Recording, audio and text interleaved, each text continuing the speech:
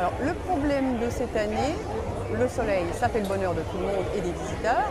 Le problème, c'est qu'il y a un peu de chaleur excessive, je dirais, au niveau des chapiteaux, avec les animaux, avec le public.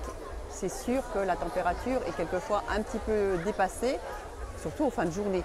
Mais avec le temps comme ça pose que très peu de problèmes en réalité, puisque bon, on abreuve continuellement les animaux afin justement qu'ils ne se déshydratent pas, qu'ils puissent se rafraîchir et puis les laisser au calme et au repos un maximum.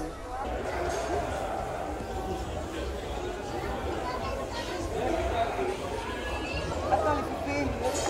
Ah ma belle, voilà. Voilà. Regarde, la dame, elle leur donne à boire, Alexis. Allez.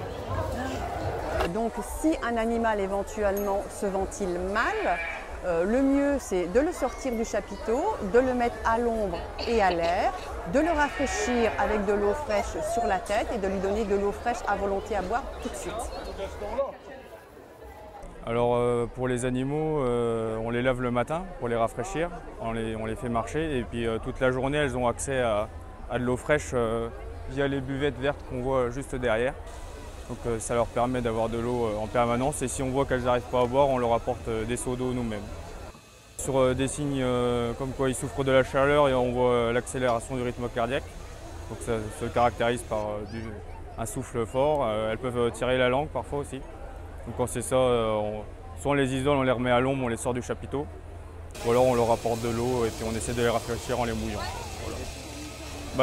En général, les vaches ne supportent pas trop la chaleur. Après, il faut dire que cette année, c'est assez particulier d'avoir une canicule à la foire, on n'est pas habitué. On a accès à du foin à volonté, l'aliment principal pour les vaches. L'eau également à volonté qui est distribuée et puis dès que ça ne va pas, on les isole et puis on fait en sorte que ça aille. Voilà.